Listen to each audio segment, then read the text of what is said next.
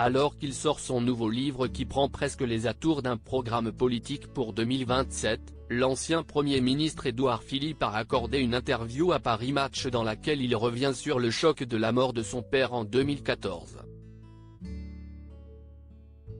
Maire du Havre, ancien Premier ministre d'Emmanuel Macron entre 2017 et 2020, Édouard Philippe a connu une métamorphose physique à la suite de 2 maladies auto-immunes, l'alopécie qui a provoqué la chute de ses cheveux, sa barbe et ses sourcils mais aussi le vitiligo qui dépigmente ses poils.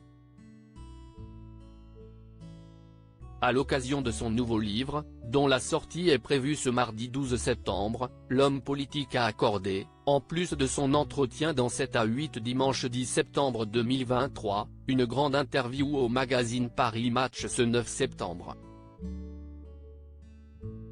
Après Des hommes qui lisent en 2017 dans lequel il évoquait l'importance de la lecture dans la construction de l'identité des hommes, sa dernière parution Des lieux qui disent tente d'expliquer combien chacun de nous est fait des lieux que l'on a connus et qui nous ont marqués. Mais les commentateurs constatent aussi que l'ouvrage fait presque office de programme politique pour 2027 tant il entend aller à la rencontre de la France, de sa diversité, géographique mais pas que, et de son héritage. De la tentative de suicide au décès de son père, Édouard Philippe marqué par ses blessures si son livre est dédié à sa mère, si est surtout du fait de son père qui comptait beaucoup pour lui, un professeur de français devenu proviseur de lycée, qu'il a connu des épreuves. D'abord, une tentative de suicide en 2000, alors qu'Édouard Philippe était âgé de 31 ans. L'homme avait dû mettre un terme à sa carrière pour cause d'invalidité.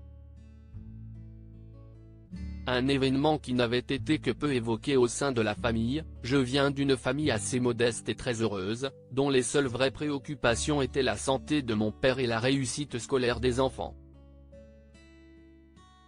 En ce qui concerne le décès du père, survenu en 2014, l'ancien Premier ministre n'a jamais caché que cela avait été un moment fort dans sa vie.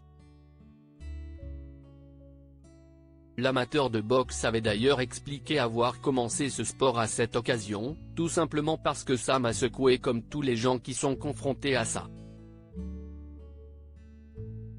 Et donc, je me suis dit qu'il fallait que je fasse un truc que je ne faisais pas jusqu'à présent et je me suis mis à faire de la boxe.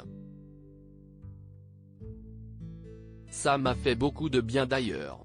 De l'importance de parler de la mort pour Édouard Philippe lorsqu'il aborde le sujet de la fin de vie, de l'hôpital et de la mort, Édouard Philippe explique, la mort est un élément de la vie et je l'ai accepté peu à peu. Je ne vis pas avec l'angoisse de la mort, mais avec la certitude qu'il faut prendre la mort au sérieux. Je crois qu'il est important de dire ce que l'on a à dire aux gens qui comptent, si l'on sait que la mort est proche pour soi ou pour eux. En France, la mort me semble trop désacralisée et distanciée. Il ne faut pas la masquer. La mort n'est pas seulement la fin de quelqu'un. Elle est un élément social. La manière dont on traite la mort, dont on parle de la mort, dont on vit avec la mort est essentielle.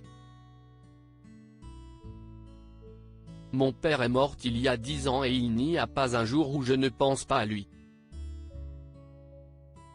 Je le dis à tous ceux qui sont dans la tristesse du deuil, on vit avec ses vivants et avec ses morts.